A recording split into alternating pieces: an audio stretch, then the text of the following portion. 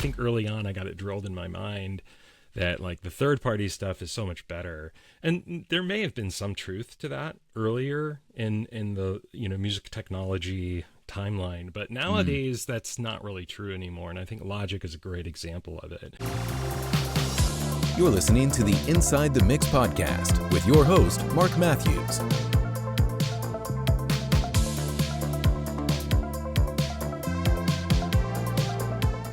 Hey folks, welcome to Inside the Mix. Today I am joined by Justin Hochella, music producer, teacher, and co-host of the Face Your Ears podcast. Justin, along with his co-host Rich Bosick, helps musicians bring their creative ideas to life through approachable fun and informative discussions. A very good podcast. So in this episode, we're diving into Logic Pro's unsung heroes.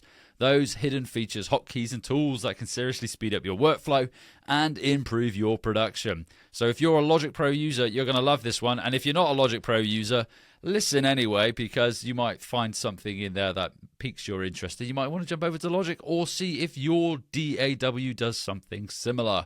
Justin, welcome to the show. Welcome to Inside the Mix. How are you? And thank you for joining me today. Thank you so much, Mark. It's great to be here. I am doing really well, and I'm very excited to be on your show and to talk about something that I love, which is Logic Pro. Yes, I'm looking forward to this. As the audience knows, I'm a Logic Pro user myself, so this is right up my street. And just before we were recording this episode, we were discussing a particular Apple plugin that I had no idea existed. So audience listening, you're going to get a lot out of this. So if you're feeling stuck in your DAW or want to get the most out of Logic Pro, this episode will give you the practical takeaways to help you produce faster, better, and smarter. So the power of hotkeys, speeding up our workflows. So I've done episodes on hotkeys before, so I'm not going to go into the ones I use. But Justin, can you talk about your go-to Logic Pro hotkeys and how do they improve your workflow? Yeah, absolutely. I think there's probably a new hotkey I'm discovering at least like once a week, if not once a day. There's just so many, and as Logic evolves and changes over time, they're just adding more and more. But there's some, like you said, that I just use all the time. So one of them is just the Z key, so Z for zoom. And this is really helpful if you're wanting to zoom in on a region, like a region of audio or MIDI. And, if you're way zoomed out on a really busy project, it sometimes can be cumbersome to try and like zoom in with the sliders or your mouse and trying to do that over and over. So the Z key just boom, zooms in like full screen pretty much on whatever region you're looking at. Maybe you're looping it, listening to it, that kind of thing. So I love using that just for like navigation purposes. Another one that I really like, it actually relates to markers. So in Logic Pro, for those that don't know, markers are essentially like almost like notes, like sticky notes at the top of the screen that allow you to have different sections of your track marked. And I use those a lot. So I really like to use those with clients, especially just to help differentiate parts of the song. But I love using Option Shift comma and Option Shift plus. And so what those do is they actually navigate backwards and forwards through the markers really quickly. So that's a nice little workflow that I've come up with. So Option Shift comma. If you look at your keyboard, it's actually like the back arrow, so the comma and the back arrow, and so Option Shift period for the other one to go forward. So that one is really helpful to navigate. And then in conjunction with that, the G key for global. So to find where these markers are and other global features of Logic Pro, just hitting that G key allows you to open it up to manipulate those markers or the tempo for the track, all kinds of global things for the project. And another one that I love, I actually found this one out fairly recently, is the V key. So V as in Victor. So if you have a really busy project with like 8 different plugin windows that you're shuffling through, if you simply hit the V key, they all disappear.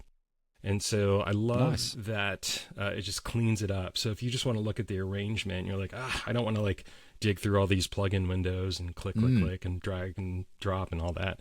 The V key's great. So those are just some. Yeah, yeah. There's literally, like you said at the top, like there's so many. There's some that you use. There's some that we're discovering, but yeah, they're fantastic. I just kind of, if I find myself using something a lot in a menu, I'll be like, okay, what's the keyboard command for that? And I'll try and look that up. No, that makes perfect sense. So just to recap, you've got the zoom, so we're zooming in on a particular region. We've got Option Shift, comma, and Option Shift period, which is going to help us navigate through markers, which I didn't know was a shortcut. So I'm gonna use that myself. So I've learned that one. We've got G for global as well, and V to make everything disappear, which I love. So all options, or rather shortkeys, hotkeys, if you will, that I'm going to take forward and use myself. Do you use the third tool in Logic Pro? Because that's one thing that I use a lot. Well, I use all the time, to be fair. Yeah, I've heard a lot about it, and I've heard people advocate for it, but I haven't gotten in the habit of using it. And I'm curious, like, how do you use it in your day-to-day work with it? Yeah, I mean, for me, I've got it 9 times out of 10. It's gain. I've got it set so I can use clip gain on an audio region, and that's where I use it mostly. Cool. Podcast editing and also editing in terms of all just like a music production session as well. So I use it for the gain tool, and then my second, I can't remember which ones they are now. Is it the right click? Is my I use that for the marquee tool. I use the marquee tool a lot. Yeah, I use that so much. The marquee probably tool. like the single most important tool in Logic. I think it's so useful, and I love it. Yeah, marquee tool. Definitely. And there's one that I use a lot, hotkey in particular, and I should have made a note of it. So slap on the wrist for me, and that is this shortcut key command for fades on an audio region. I want to say it's Shift and something. I can't remember what it is off the top of my head. But I do know there is a setting, I was told, in Logic where you can go in and change it. So when you hover over the left or right of an audio region, it will automatically snap, like Reaper does, so you can apply a fade. But that's another one I use. That's actually how I have my Logic Pro set up, is that the fades are just like the click and drag on the regions. And super To be helpful. fair, I should probably do that. It would make my life easier, specifically with podcast editing, rather than having to use shortcuts. I should probably change that because it's what I use all the time, which would make sense. Yeah. But no, some really, really good options there. And like you say, I mean, we could spend a whole episode. You could do a whole series, really, on going through the different sort of hotkeys and shortcuts available in Logic Pro. But I think what we'll move on to next is, or rather, are plugins. So plugins in Logic Pro, of which there are many, and there are some amazing plugins as well. I've got to say, I'm an avid user of those, as, again, the podcast listeners know this. So could you share a Logic Pro plugin that you think is underrated but incredibly useful? Absolutely. I think there's so many. There's a lot. And I think what happens a lot of times, and I've been guilty of this too, is like kind of ignoring the stock plugins because the marketing is so aggressive and ubiquitous for third-party stuff. And I think early on I got it drilled in my mind that like the third-party stuff is so much better. And there may have been some truth to that earlier in the music technology timeline, but nowadays that's not really true anymore. And I think Logic is a great example of it. So, for me, there are so many plugins built into Logic that are fantastic. So as you can see behind me, I've got a whole array of synthesizers, hardware synthesizers, old and new, and some with MIDI, some without, all of that. But one thing that I use a lot because of all of these external hardware synths is the external instrument plugin. So what I used to do before I knew about this plugin was, if I wanted to use my DX7, right, I would set up an audio track to capture the audio, a MIDI track to capture the MIDI, and, go from there to kind of record things independently. And so what this plugin does is it sort of combines those two into one track. So I can set the MIDI to the DX7 and I can tell it to listen to whatever ports on my audio interface, and I can do that all in one plugin. And even better, I have all of these presets, right? So if I want to use a piece of external gear quickly, I just select the preset for, the Moog grandmother that I have, or the SY77 or whatever. I just pull up that plugin and boom, I can start, recording a part in. And so it's really just efficient to get a hardware synth up and running. And I should say that if you are using that and you record a part in, it will show up in Logic as MIDI, and you can then bounce it, in place, and it will capture the audio. It has to play it in real time, but that way you can integrate it in as an audio file if you want to, print that and go forward with it. So I love that plugin, use it all the time. Another one, and you and I were talking about this before we started, is called the Sound Isolation plugin, and it's made by Apple. So if you go into Logic and you look at the Apple listing of audio units, there's one called Sound Isolation, and this one's pretty neat. Like, basically what it does is it removes like room noise and reverb to some extent. So if you have like an instrument or a voice where it's like recorded in a bathroom or something, it isolates the sound. And I've got a quick example. I'm just going to kind of turn the plugin on and off, and we'll be able to kind of hear the effect that this plugin has. So here we go. I'm currently standing in a bathroom within my house because the ceiling, walls, and floor are all hard, flat surfaces. So the audio is going to have a lot of natural reverb to it. And using Apple's Sound Isolation plugin, I can actually isolate my voice and cut out some of the reverb that's naturally occurring within this recording due to the nature of this room. So in that example, you can definitely hear like the room tone, I guess, or the reverb kind of getting quite a bit reduced, if not eliminated, when I turn that plugin on and off. So it's like, man, this is free and it's built in. Like, that's wild. Like, it's such a cool plugin. And I've used it, like, for example, if you get a sample of some sort and there's just a lot of like room noise or reverb to it, like, it really cleans it up. So it's pretty amazing. Another plugin that I use, it's not super slick and cool, but it's very utilitarian. The tuner plugin. So Rich and I are part of a production company called RJB Music Production, and we'll do a lot of vocal tuning for clients, and it just comes in clutch for doing all of that editing, and just making sure we're dialing things in, and tuning, whether it's tuning a guitar or a voice or whatever, it's right there. So it's one of those simple little things that, like, if you don't know it's there, you might go out and spend, $10 or $20 on a tuner when you don't need to. It's like, it's right there. And another one I really like is the BPM counter, which works really well with like drums or percussion. And so it's just a simple metering plugin. I think it's in the metering section of Logic. You just drop it in, put in a drum loop, and it'll detect the BPM of whatever that loop is. And I remember when I found that, I was like, that exists in Logic? Like, I had no idea. That's amazing. So, those are just some of the plugins, like, just in terms of like kind of bread and butter, like everyday stuff.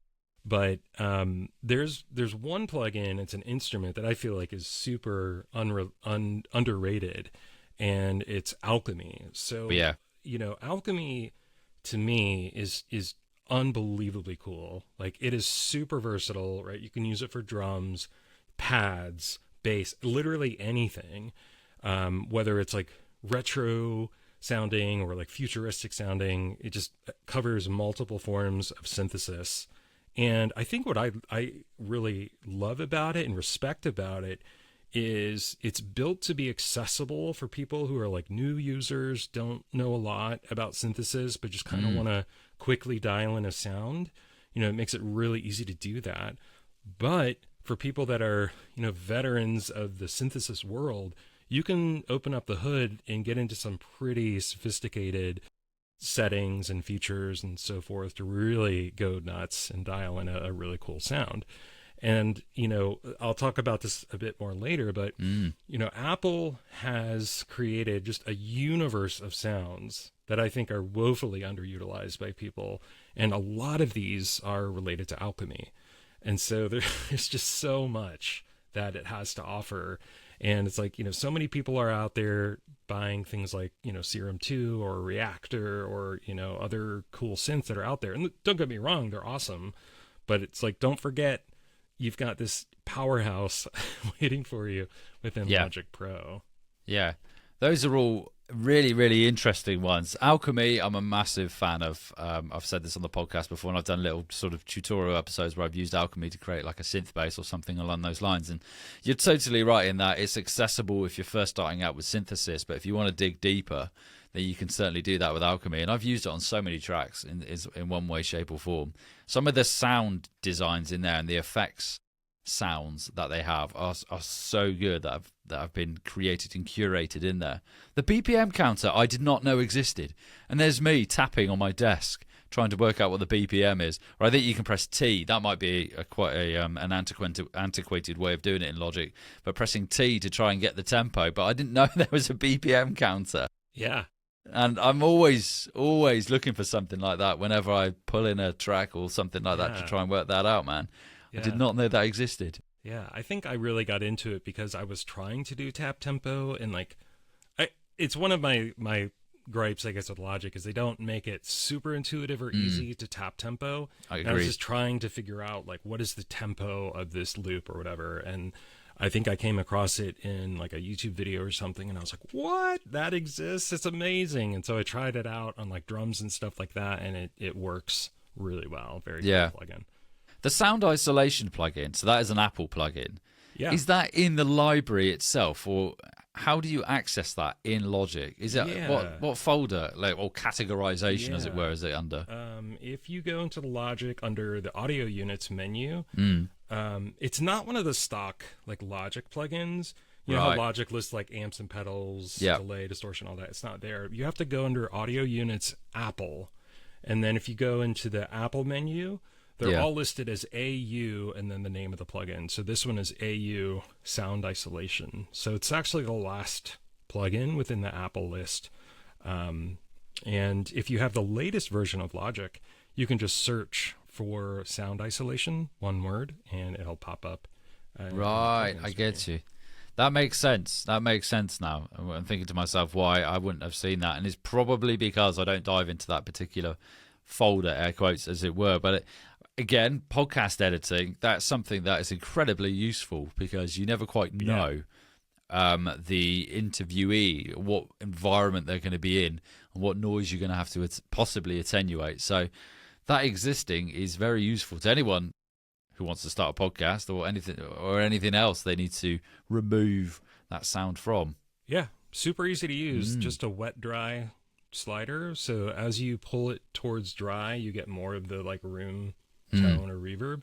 Pull it to wet, you get more of an isolated sound. Sometimes there's artifacts that get presented, so you want to kind of dial it into the right setting for your application. I think it's a classic one of those because I can think of a Waves plugin that will do it, and I know that Isotope have one as well because I do use it myself. But it's a classic example of and I should do this, is just to dig a bit deeper into the native plugins, as you'll probably find something that will do the job, or at least bridge the gap until you can find something else in your native DAW.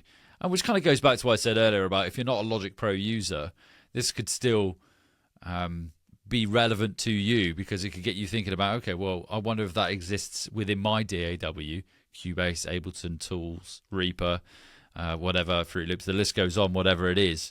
So really interesting stuff. I think it'd be nice now to move on because I think you alluded to it a bit there about the Logic instruments. So we've spoken about Alchemy, sound design, synthesis. Could you talk about some go-to Logic instruments? Because there are many, many instruments in Logic Pro and packs, sound packs you find yourself using regularly. Absolutely. So, for a long time, I was sort of defaulting to a Native Instruments contact piano called the Grandeur. Just a super thick, lush piano. I'm like, man, this thing's great. I use it all the time. And then I came across the studio piano built into Logic. And I had the same reaction. And I'm like, what? Like, this is built in to Logic. And on top of that, it offers up different styles of piano. So like an upright piano, that you might find in like an old church basement, kind of that like Yeah. clanky sound. And it's just got a wealth of fantastic sounds, whether it's, some sort of lush, orchestral kind of piano style sound or something more affected and kind of older sounding, that kind of thing. It's amazing. So, for all of those listening, if you use Logic Pro, please just give the studio piano a look, because it's so easy to skip over something like that. So something so basic and simple, but they nailed it, I think, with the studio piano. And I was definitely one of those people that was like, oh, it's a stock piano, it's probably not that great or whatever. And was like, put it in a track recently and was like, dang, this thing is incredible. They nailed it.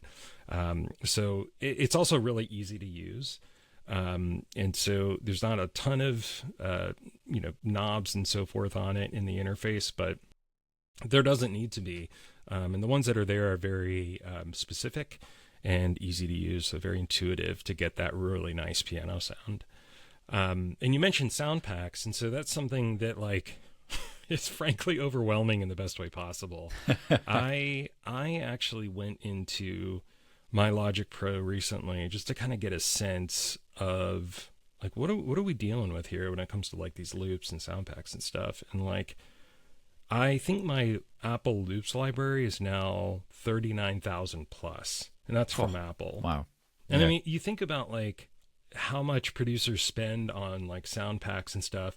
And again, they're great. They're really cool. There's a lot of awesome stuff out there, but like there is a universe of sound that is available in Logic Pro. And so, and I love the way Logic has built the loop browser where you can drill into like, genre and like, style and instrument and stuff like that. And there's also the ability to like select a specific sound pack. So if you kind of like the vibe or the feel of a certain sound pack, you can just select that sound pack and start to navigate through that one and explore it. And so incredible. I mean, you could spend weeks going through and just previewing these loops and these samples and stuff. So just unbelievable stuff in there. And Apple's releasing more and more. And they work with, current artists, like contemporary artists that are out there. A guitarist that I really love named Tosin Abasi created a sound pack for Logic. I think it's only available in the iPad version. Right. And so I'm like just waiting for them to drop it for the Mac version, because I love that guy. He's amazing.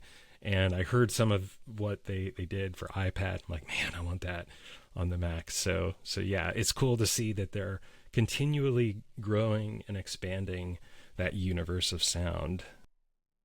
We talked about like just like internal instruments of built-in instruments. And for me, there's one that I love. It's been around a while now. It's called Sculpture. And I love Sculpture for its organic sound. So Sculpture's great at modeling. It's like I guess you would call it a modeling synth. And it's basically mimicking surfaces is the best way to describe it, I think, like glass or metal or wood. And you can kind of craft your sounds around those surfaces.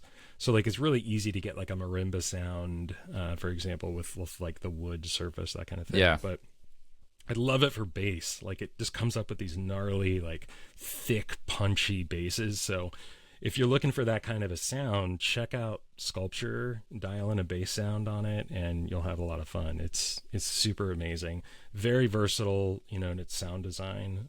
So that's one that I really love. Another one that I think is easy to overlook is RetroSynth.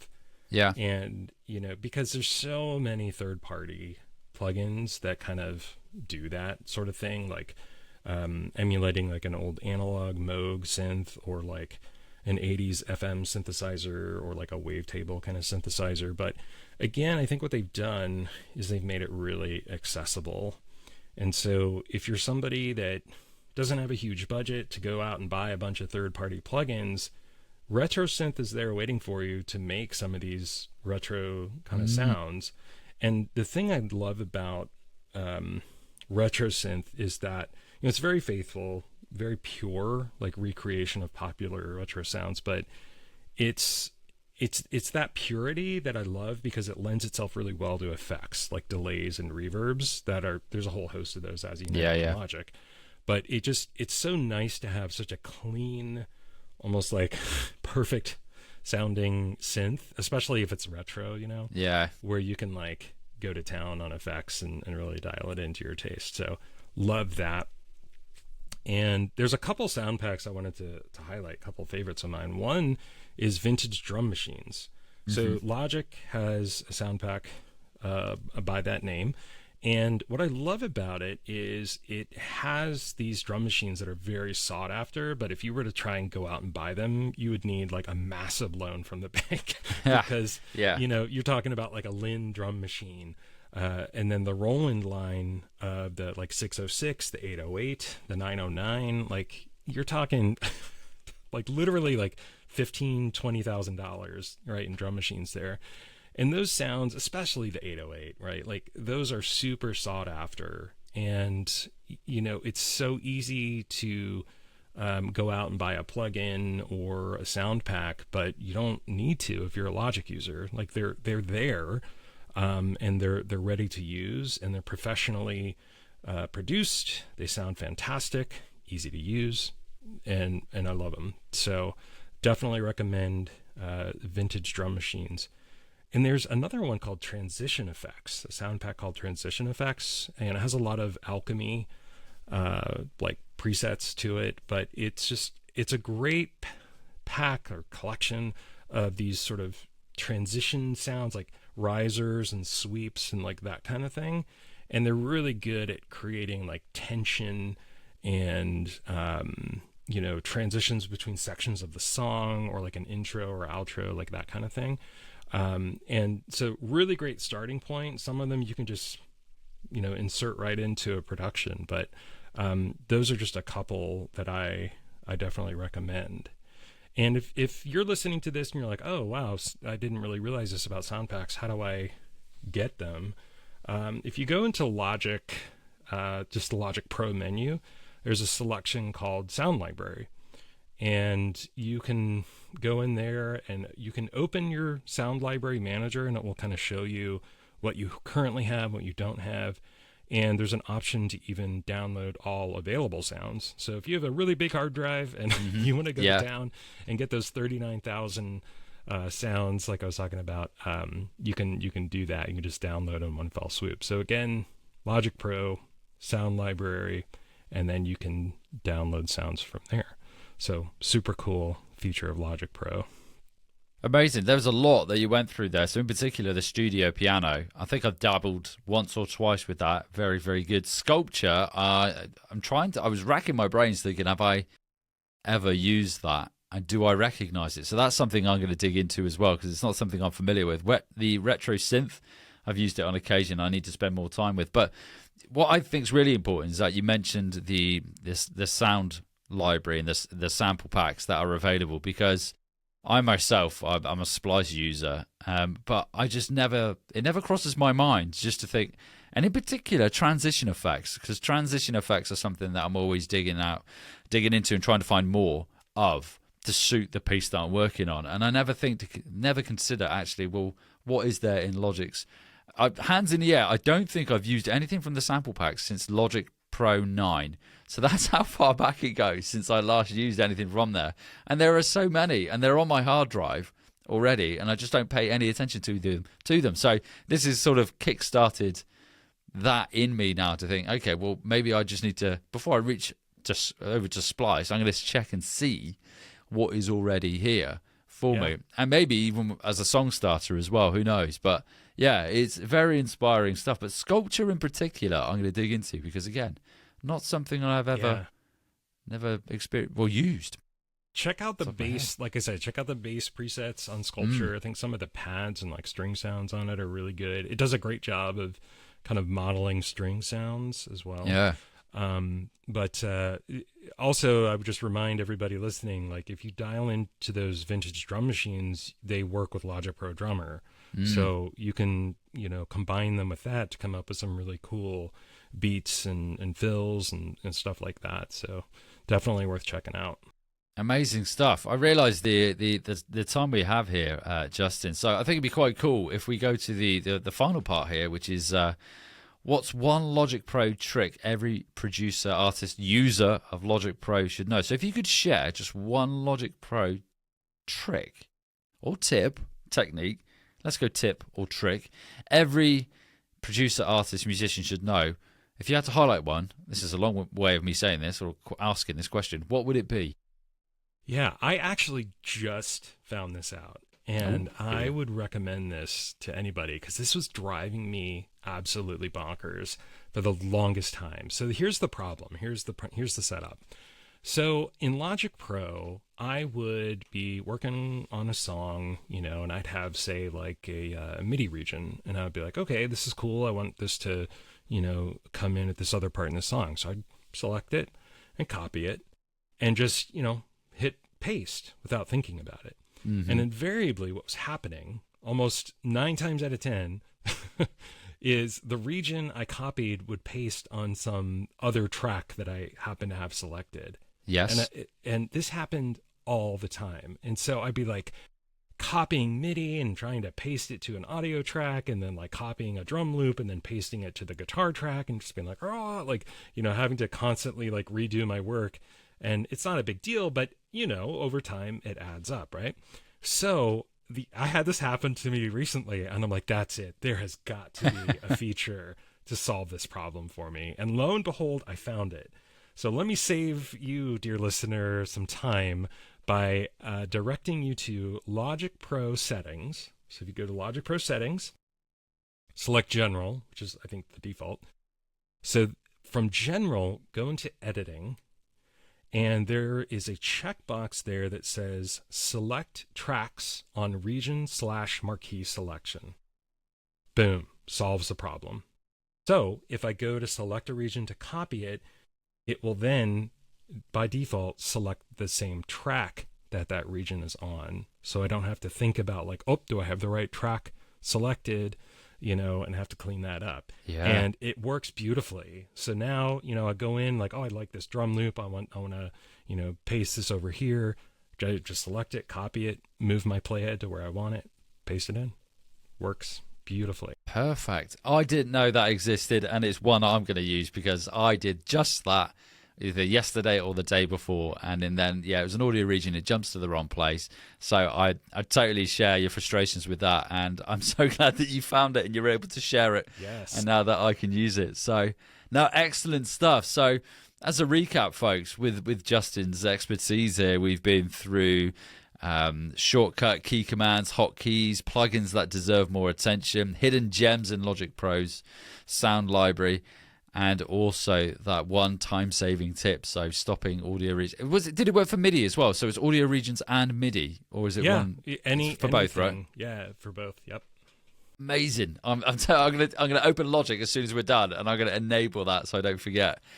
Justin, it's been amazing to deep dive into Logic Pro's hidden features with you today. So I thought it'd be doing you a disservice if I didn't give you the opportunity, maybe just to talk a bit about Face Your Ears, the podcast you do with your friend Rich. If you could tell our audience a bit about that. Absolutely. So my dear friend Rich Bozick and I have a podcast called Face Your Ears, and it's sort of a portmanteau of Face Your Fears. And, the reason we started the podcast is because we were thinking about ourselves when we first started. We had a lot of base level questions that we wanted help with, and, we just created this podcast to help people who are new to music production and DIY audio and so forth. And so that's kind of the angle that we're coming from.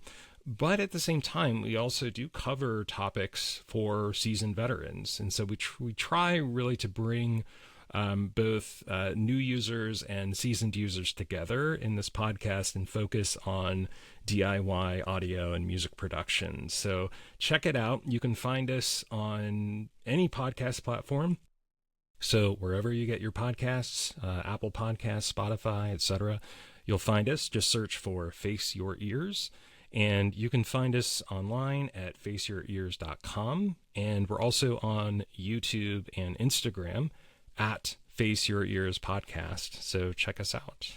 Fantastic. I will put links to all of that in the episode show notes, folks. So do go check out the podcast. It's a great podcast. And also give them a follow on Instagram and YouTube as well. Justin, it's been an absolute pleasure. Thank you for joining me today. I know the audience are going to get loads out of this. I know I have, if it's just me alone as a Logic Pro user. So I cannot thank you enough, and I will catch up with you soon.